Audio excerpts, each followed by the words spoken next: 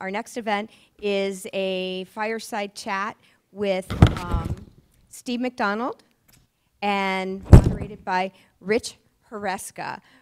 Well, thank you, Sarah, for the kind words and warm introduction. So, Steve, I've got bad news and good news, and for the crowd as well. The bad news is we're following Steve Raymond and Alex Sink. So sorry about that. I got to talk to the program chair about the sequencing of events. So that's the bad news. The good news is we have some amazing guests in this crowd today, and two of the guests I'm really excited to share with everybody is Steve's son, Steven, who's a future entrepreneur. Steven, if you could raise your hand for everybody. I think he gets the record for the youngest member of the crowd. So, Steven, we look forward to seeing you on this stage in a couple years, all right? So thank you for being here. And Steve's wife, Lindsay, is also here. Lindsay, if you could raise your hand to be recognized. So it's been an amazing day so far of entrepreneurship. As you know, it's the fourth key event in the technology ecosystem in 4 weeks in a row. So the fact that we have this amazing group on a Saturday morning is a testament to seeing some great people like you. So I want to thank you. So it's interesting. Alex Sink shared earlier how it's almost critical to have some failures along the way in the journey. So we're definitely going to talk about MYMATRIXX, the significant exit. $250 million exit, 44x return. That's incredible. By the way, those who do not know, Steve is accepting the Titan Super Entrepreneur of the Year award tonight. So let's give him a big warm. So we'll definitely talk about MYMATRIXX, but let's talk about the journey before MYMATRIXX. I don't know if everybody realizes starting up a company that didn't work out, starting up another company that they asked you to exit stage left and not the exit that we ultimately want. So I think it's very important for the entrepreneurs in here who go through tough struggles, go through the challenges, to hear the journey of Steve MacDonald before MYMATRIXX. So if you wouldn't mind kind of kicking us off there, Steve, and sharing a little bit about your background before MYMATRIXX. Okay. Yeah, well, I attended undergrad here at University of South Florida. Go Bulls. Yeah, go Bulls. It was a lot smaller here then. We didn't have buildings all over the campus like this. It's pretty impressive to see what's come to pass here. Yeah, so I got a degree here and I took a job over at a company called PMSI. I was in sales for a long time. Ultimately moved into an operations management position because I kind of knew that I wanted to, my goal was to be a CEO. But I never wanted to be ironically, I never wanted to be an entrepreneur because it was too much responsibility. So, yeah, so we see how that worked out. Yeah. I got at the end of that, it was around 1997, 98, 99 when the internet was taking off, and I was in my late 20s. And I kept seeing all these young people on the covers of Fast Company and Wired Magazine, and I was like, man, I could do that. And so, again, that was the time of the internet, and I pitched to my bosses the idea of kind of web enabling our company. And they let me do a business plan. I presented to the board of directors, and they said, well, we asked our customers who's going to use the internet, and they all said they weren't going to use it, so I don't know why we would spend that money. Wow. So I figured, this is probably not the right place for me. And so I told my boss, I said, well, if we don't do this here, I'd love to do it here, but if we don't do it here, I'm going to leave, I'm going to do it myself. And so that was the beginning of that journey. So how quickly between the boss saying, no, we don't get the internet, right? Yeah. Proved them wrong, good job. And then you actually launching. So it was probably, one of my coworkers at that company, he and I, because that company had just been bought, so we were kind of in a transitionary period, and there was really not a whole lot to do. And so for about 6 months or so, we just kind of took that inter-company hiatus where nobody was like looking at you, where everybody was on a stay for pay bonus to go out and try to raise money. So we spent about 6 months, and I remember it was around June, or it was like the beginning of August. I came in, I said, Chuck, I can't do this anymore. I cannot sit here anymore. I'm going to quit. And he was like, no, I just need 30 more days. And so I said, okay, but at the end of August, I'm out. So it was at the end of August, so it was about 6 months or so. Wow. So that much kind of pain and the initiative to drive a new solution really drove you. So tell us about the origins of that company.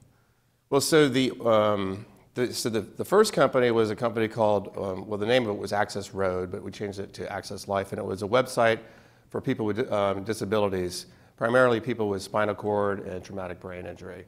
And part of that was because I did have some experience in that. I ran a division that provided medical services for people in that, with those conditions. But it steered me away, it kept me away from any kind of non-compete issues. Got it. And that's the one that ultimately did not work out? So I left, we ended up raising, this was actually kind of an interesting story. So how that got started was we'd written a business plan, and one day my partner at the time, Chuck, who was going to be my partner, he came in and he said, I've got this. I said, we need somebody that knows something about computers, because we're going to have a tech company, we need somebody that knows something about computers. And so this guy locally had retired as the head of GTE's data services, and he lived here, and it was like a $4 billion division of GTE.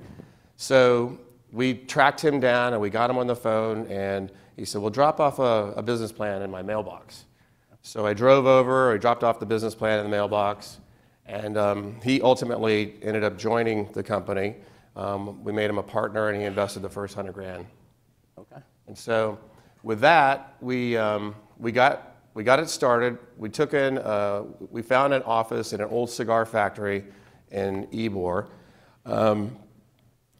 which was an interesting place. And so when we're trying to raise money, we've got these VCs coming in, and so we all went to Office Depot, we assembled all of our desks and put them all together, and then the VCs would come in, and we would bring all of our friends in to have them sit in front of computers to make it look like they were really busy.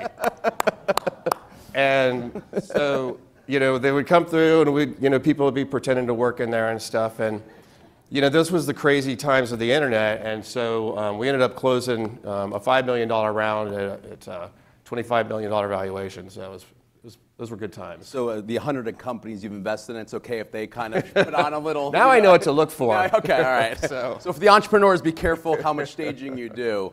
Yeah. So you raised $5 million. Congratulations. That's Yep. not an easy thing to do, especially that day and time. Yep. What happened after the raise? So, so we raised the money. We kind of went on a hiring spree. And the way that the structure was the one partner was in charge of all the IT. The other was in charge of marketing PR, and I was basically acting CEO. And I was kind of in charge of like strategy and fundraising. So for the next year or so, I was out trying to raise the next round, which I think a lot of people are familiar with. Especially, we're kind of in that stage again of technology and fundraising. And we burned through $5 million. And so, well, let me back up a little bit. Part of the thing that we did was, it's big to have like marquee names, right? So you want to build your board, and you want to get like all these famous people to tout your company. So we ended up recruiting Christopher Reeve, who was on our board of directors.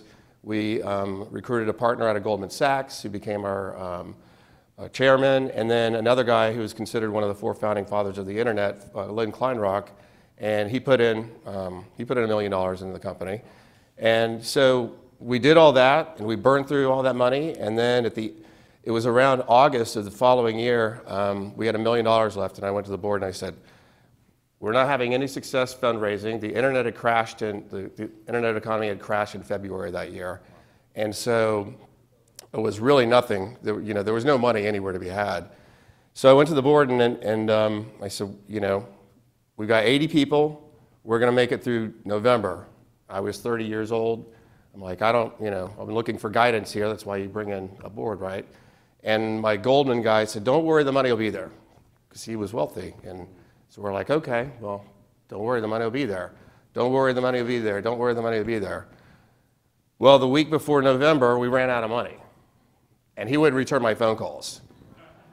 And so we ended up laying off 60 people the week of before Thanksgiving, and there was no money, there was no severance, there was nothing. It was just a bunch of empty desks.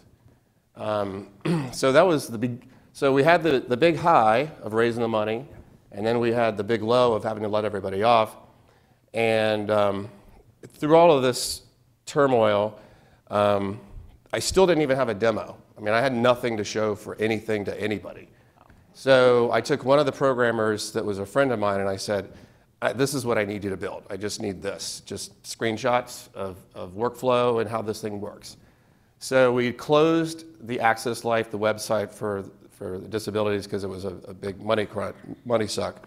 We pivoted over to the transaction processing system that I was trying to build in the back end that would process all of the healthcare claims for people trying to purchase medical services through the website.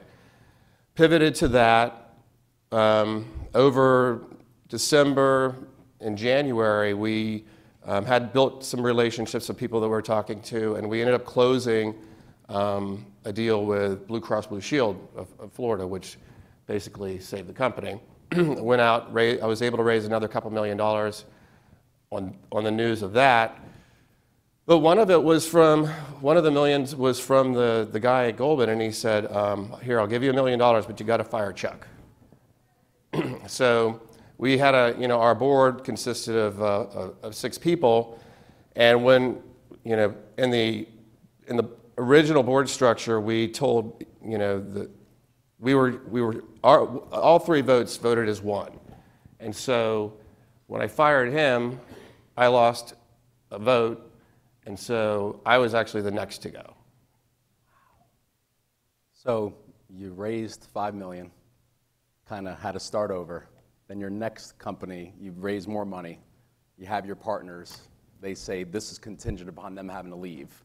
Right. So kind of, I mean, with all due respect, and we're talking the story of entrepreneurship, your first 2 ventures was a little bit of an 0 for 2, but that company ended up becoming a pretty significant exit though, right? Yep. If I'm not mistaken. Could you share what happened with that second company, just where it is today? And well, so yeah, that company, so I ended up getting fired.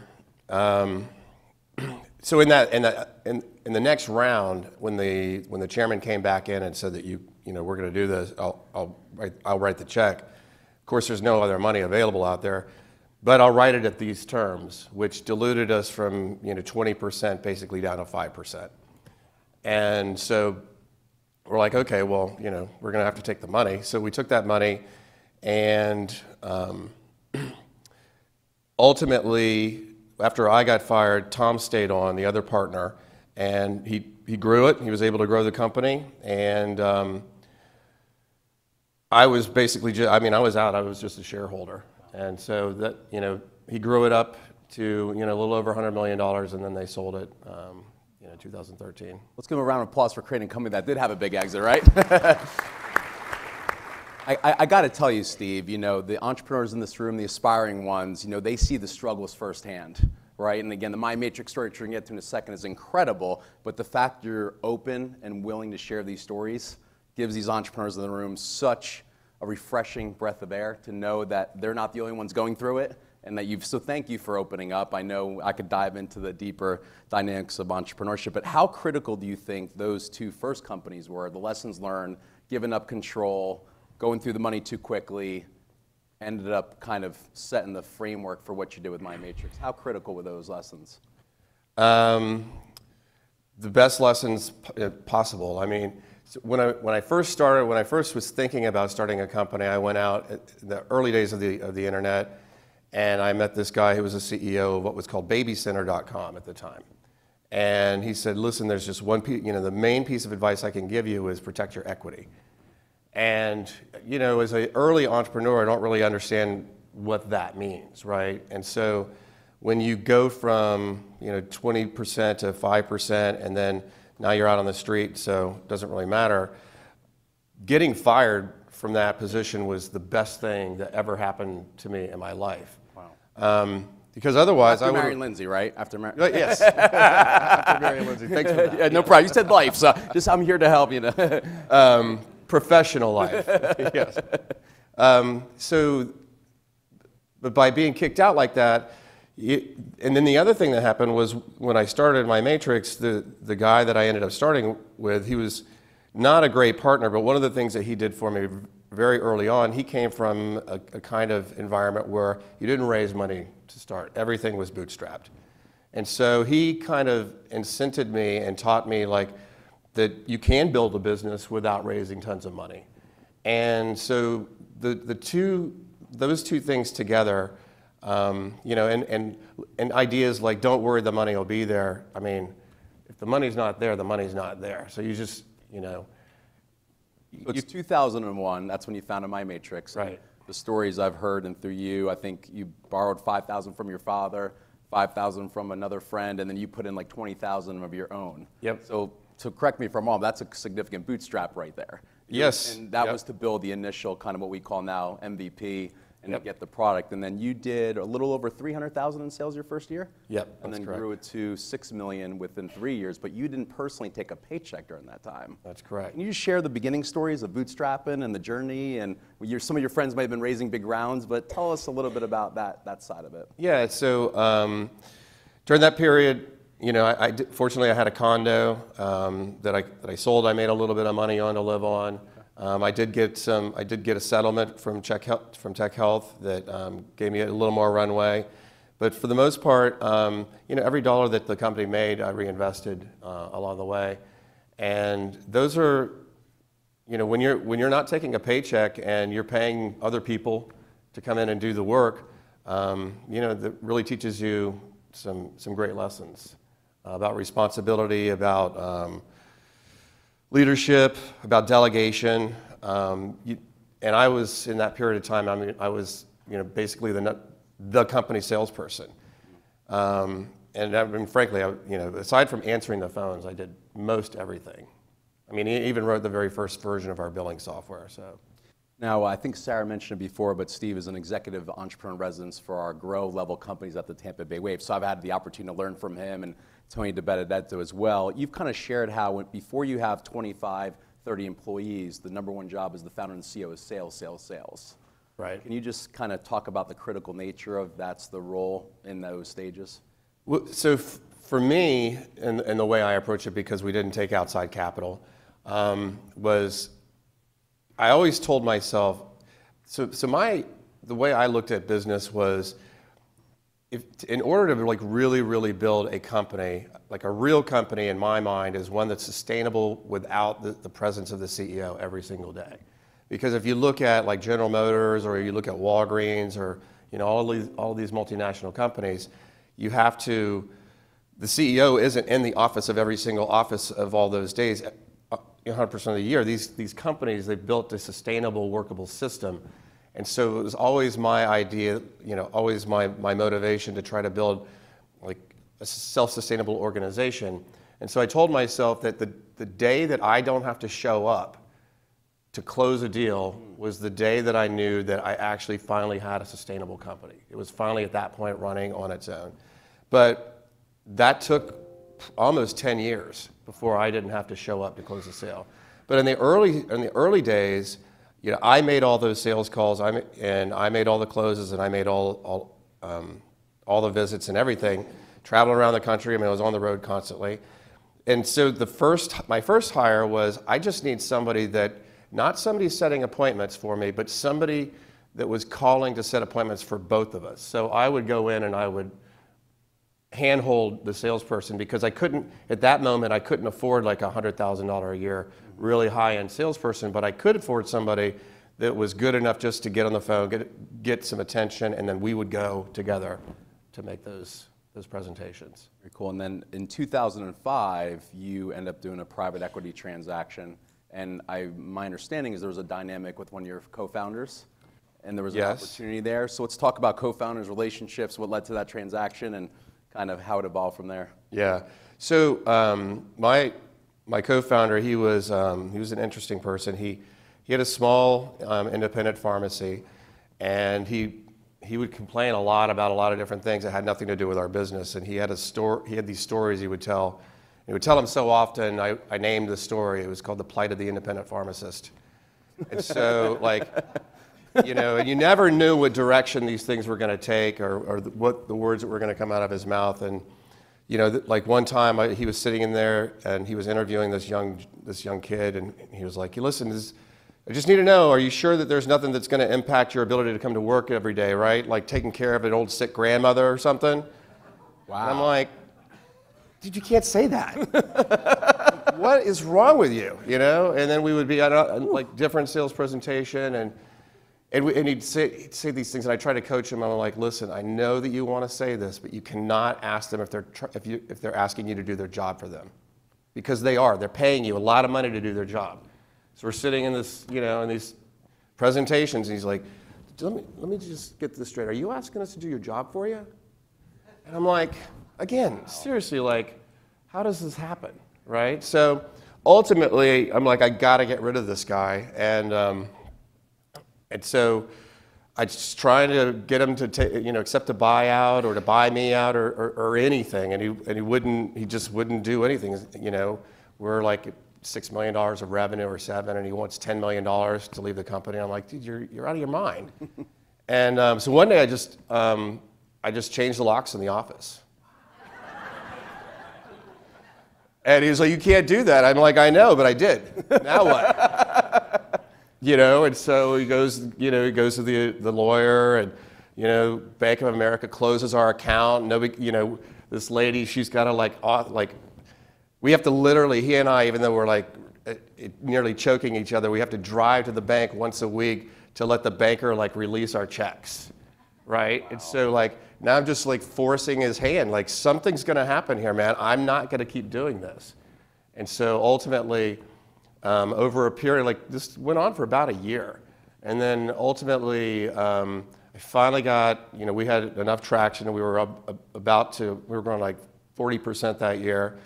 And we got an offer from Health Edge here locally to take him out 50%, 50-50 partners. And fortunately for me, we talk about mentor groups and coaches and stuff, and for everybody, it's a must-do. You have to, in my opinion, it's so necessary. But my mentor group and my coach said, you know what, this whole partnership thing doesn't really work out that well for you. So my suggestion is, see if you can do this yourself. And so that kind of got me going down the path. And I met Tom Carty, who is, my partner now. And we put together a deal which we took $1 million of equity. And then against the advice of all of my friends, I took a $2 million loan from my wife's mom. Oh, wow. Okay.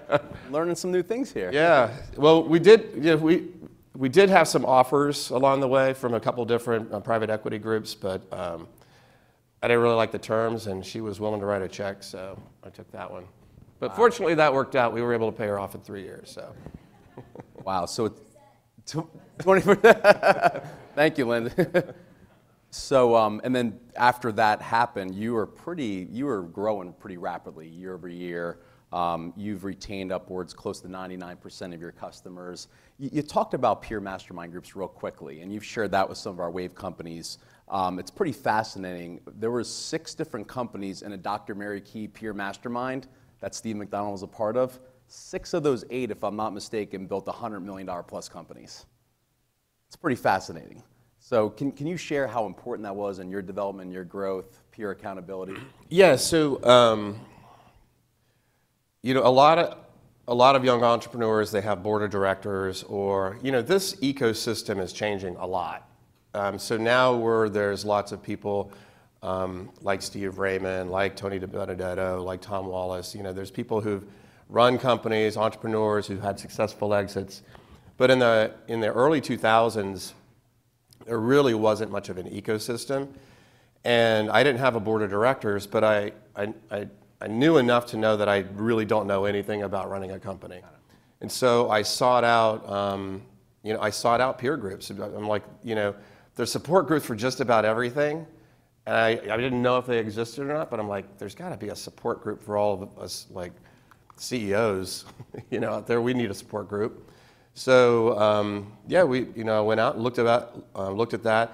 And the great thing about a support group, even if you have a board of directors or other groups, it's a group of people that you can share everything with and not worry about any of the consequences, because it's all confidential. Everybody's going through the same kinds of growth pains that you are, and sometimes even what you're learning is not necessarily what to do, but oftentimes you're learning what not to do. So you get the experience of all of these other people and the mistakes that they've made along the way, condensed into a group of 8 to 10 people once a month for and we met for 8 years.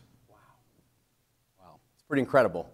Pretty incredible to think about. So look around the room, peers that we connect with and mentors and leverage those opportunities. So what would you say was the key to your company culture? What did you look for in people? I know you've talked about people a lot outside of these forums. What was the instrumental kind of decisions and strategy behind your people side? So my personal philosophy is that the people that I want to bring in, they have to be, they need to like to learn, love to learn, and that they're coachable.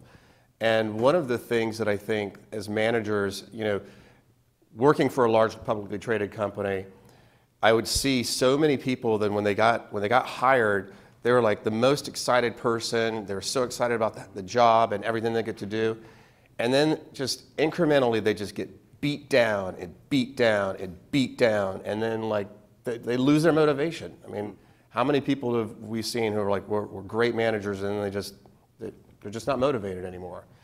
And the people that are responsible for that is like the leadership. It's the CEO, it's the managers, and it all starts at the top. And so one of the things I think is interesting is that most of us are, as we're parents, we think about our children, and we're kind of taught to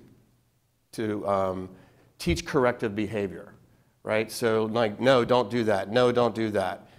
And that's the way we raise our children. But once we're an adult, being told not to do something, at least for me personally, is completely demotivating. So what I would always try to do is I would try to like find the things that made, what somebody did that was really good, and then really try to exploit that. And it does a few things. Number one, it really puts a person, it maximizes their strengths, but it also keeps them motivated because they feel like they're doing something that's really positive, productive, and they're not getting beat down all the time. And so building a culture around that from an individual basis was one of the starting points. But then when you look at it across the board, having a really clear vision, ours was to deliver an unimaginably great customer experience. And the reason we chose that as a vision was because for me, I wanted something that the people that were front lines, because we had a call center, the people that were at the front lines, it was something that they could relate to. And every time that they picked up the phone, it was something that they knew how that translated into how they do their job. And we operated with what we called an inverted pyramid, which was like, I, as the CEO, was at the bottom of the org chart. And the customer and the people that were frontline facing the customers, they were at the top of the org chart. And the people that were the very, very top were the customers. And the customers were telling us what to do. And it was my job, or the manager's job, to reduce and eliminate barriers that made it harder for our employees to get their job done. Pretty amazing. Again, going back to the first two stories, and the third one, significant exit. One thing's the number, right? $250 million exit, but another thing is to maintain majority ownership and bootstrap it along the way. And you had the company for 17 years? 16, yeah. 16 years. So talk about a testament that you could do it right in our backyard, right here in Tampa Bay. So let's give Steve a big round of applause for Took you a couple swings at the bat, but you definitely hit a home run. And I must share with everybody here, him building the company is significant. Him investing in a bunch of companies, which you talked to, is significant. The thing I'm most impressed with, Steve, is the character behind the person. I want to give a quick little story. He's winning the Titan Super Entrepreneur of the Year award tonight that I shared earlier. Well, we decided to let the award winners know 2 months in advance. So we just got to telling them on Christmas Eve. So I texted Steve and the other award winners, Steve, do you have a minute? I need to connect with you. It's a pretty cool update. He had no idea what I was calling him about. This is Christmas Eve. He texts me back saying, I'm in Vienna going to a concert, but yes, give me a call. Okay, he didn't need to respond. He had no idea he was winning an award. The time and the talents he gives, and he just hosted an event for a significant charity at his house recently. He's helped out entrepreneurs at the Wave. So what I'm impressed is he could just kind of sit back, rest on his laurels, but he gives his times, his talents, and his energies to this community. So thank you for everything you're doing that way, and it's incredible to spend time with you. What I want to kind of close up our questions with and open up to the audience is post-MYMATRIXX. You've now invested in over 100 companies. which is incredible. Tell us what you look for. What are the important attributes? Is it industry? Is it founder? Just share your kind of investment philosophies a little bit. So there's two ways of angel investing that I go about it. And so one is there's a passive angel investment strategy that I use.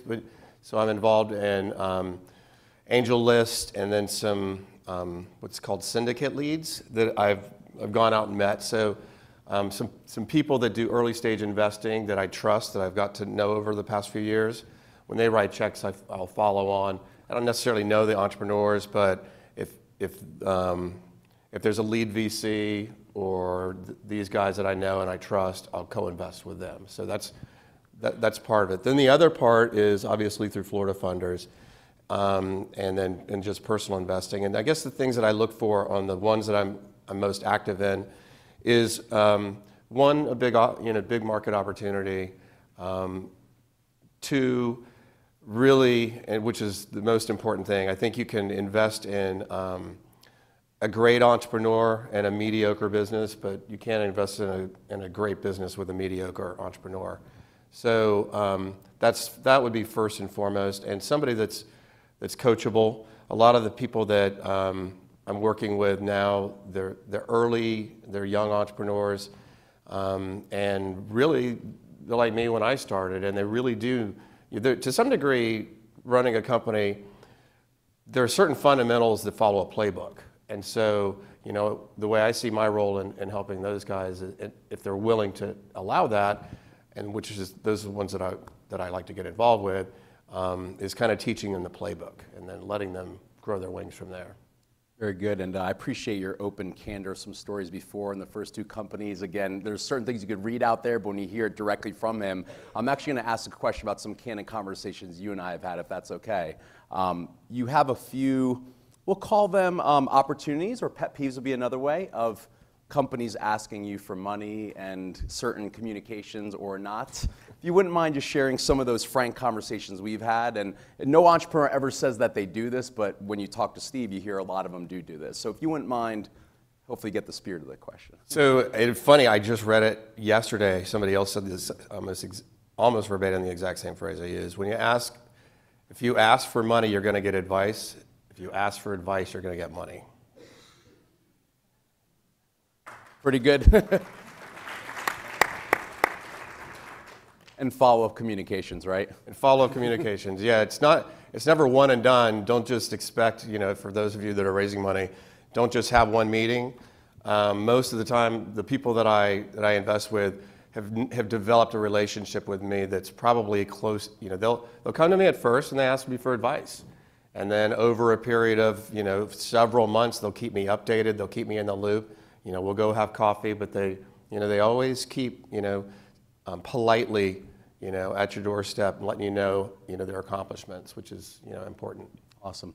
Well, I could do this all day. I'm really enjoying this conversation. Hopefully you are too, but we really want to open up to the audience and ask questions for Steve and get some further pearls of wisdom. Sarah, I'll let you do your... Hello. Hi, I'm Anoop, one of the founders around in Tampa Bay area. Very interesting factor that you have had an experience of both raising money first and running out of money and then bootstrapping. So when you are investing in startups, what do you prefer? Do you prefer entrepreneurs who have bootstrapped or who are trying to raise money? Interesting question. I think it's always impressive to see that people have gotten to a point bootstrapping. So if they've reached a milestone with a bootstrap, I think almost any investor looks at that and says, okay, the reason people should be looking to raise money is not just to have money to put in the bank or to pay themselves a salary, it's to get to the next level. And so, when you look at a business model, sometimes there's just business models that, you just can't grow without outside capital, and we all understand that. So yeah, if you can bootstrap it, that would be, that's what we like to see. Steve, I'm Sanjay Gopal, founder and CEO of Sanus Health, and I think I was on a call with you. Thanks for your great advice during that call. Can you expand on great entrepreneur? Great entrepreneur. I don't know, that would be really hard to categorize because entrepreneurs come in so many different, with so many different personalities. I think, the best entrepreneurs are the ones with with a clear vision, tenacity, and a willingness to never give up. And also, they're the ones that really never have any excuses. Probably, if I could just summarize it, it would be people that don't have any excuses. They just get it done. Hey, Steve, Kevin O'Brien from Affordit. I'm working at the Tampa Bay Wave company as well. So I wanted to ask you. Kevin used to work with us. Yeah, I worked at MYMATRIXX for a little over 5 years in finance and helped grow that company. So yeah, it was a great experience. But wanted to talk to you about sales versus raising capital, right? Right now, I'm like 50% with sales, trying to get customers, onto my platform and also trying to raise capital. And now it's coming to a bridge where I'm getting customers, but I can't get enough capital fast enough. So kind of, what were some of your struggles back in the day when you were, going through that $5 million raise and running out of cash? How would you have changed that, or any advice you would have for somebody like me on trying to raise money as fast as I can, but retain equity? The TechHealth example was really like an anomaly in the world of fundraising. I mean, it was really one of the first periods of time where people were just throwing money at, it's like Bitcoin, right? I mean, now we've had those like tulip cycles again, but in my lifetime, that was the first first one I'd seen. So I'm always a proponent, the more customers you have and the more, a customer is somebody who actually pays you money. They're not somebody that's in your pipeline. So if you have people that are paying you money to do something and you at a margin that is sustainable, then really, unless there's some other outside factor, it shouldn't be that hard to raise money. I mean, it's just really pounding the street, getting out, and it's not easy. I mean, don't ever think that it's easy, and don't ever think that it's going to be done even in a year. It just doesn't happen like that. And I think that from a lot of entrepreneurs that I talk to, there's an expectation, well, I'm ready to raise money, where's the checks? And it just doesn't work that way. It takes a long time to prove yourself. Oh. Hey, Steve, your wife. Uh-oh. I've heard your story, obviously, several times before. But can you please speak about your humble beginnings, and how you grew up, and how you went from those experiences to asking people for millions of dollars and getting the confidence to do that? She loves this story. So I grew up, just north of here. I grew up in a trailer park in Orange Grove in Zephyr Hills. And it was funny because my dad really loves to tell this part of the story because I couldn't sell ice to an Eskimo. And when we were growing up in high school, we always have to do these fundraisers, and you got to go sell chocolates and M&Ms to your neighbors and stuff like that. I literally couldn't do that. My mom would go around for me to raise the money. So it always amazes my dad that somehow or other I moved into sales. And it wasn't really as much of building confidence as it was just being irritated and frustrated by people that I never really thought of myself as smart, but when I'd work for a bunch of really idiotic managers, I'm like, God, I could do better than that. And so that was probably the main reason that I went down that path. Great question. I think we got time for one or two more. Hi, Steve. Pat from Pick My Kid. Thank you again for your time. We've spoken a couple of times, and you really shared your passion for defining, especially a startup, to take the time off to define the mission, vision, and values. And we actually took a feather from your piece of advice, and we really implemented it, and we took a day off. And if you can really, amplify on that a little bit for everyone, that the importance of defining that critical values in a startup so that you can grow accordingly. Thank you. Yeah. Great question. Yeah, I mean, it's really something that we lived. It was something that was taught to me over a number of years in the mentor groups. Mary Key was really instrumental in kind of hammering that home with us. And so, you know, it's one of those things where like you look around and you read companies and like, I don't know how many of you worked for large companies, but I would, you know, having worked for 3 or 4, I couldn't begin to tell you, like there's a lot of effort that goes into a company defining their mission and vision. But no employee that I ever knew any of them. They could not recite it. They could not say their values. They couldn't say the vision. Well, why go through the effort? It's just a waste of time. So if we're going to do this, like the great thing about values and a vision or a mission is that they're like, it's a goalpost and they're sidelines of how you go about your business. And it creates a very clear path for your employees. Everybody understands why they're there, the purpose of their job, and what we're there to do. And purpose is so important. And so, you know, ours, as I mentioned, you know, our vision was to deliver an unimaginably great customer experience. And I chose the word experience specifically because it wasn't customer service, it's every single person in the company is responsible for the experience that our customer has. So whether you're in accounts payable or accounts receivable, even if you're not touching the customer, delivering a clear invoice or paying somebody on time is part of the experience of working with our company. When it came to values, you know, lots of companies have words like innovation or integrity or service. And we chose, and those were ours, and we operated with those for a number of years. But then over time, I thought to myself, you know, and the management team, like, you know, we discussed this, well, what does integrity mean if I'm answering the phone every day? I don't really know what that means. What does it mean to have integrity? But so we changed those words into like action statements. And so integrity became do the right thing.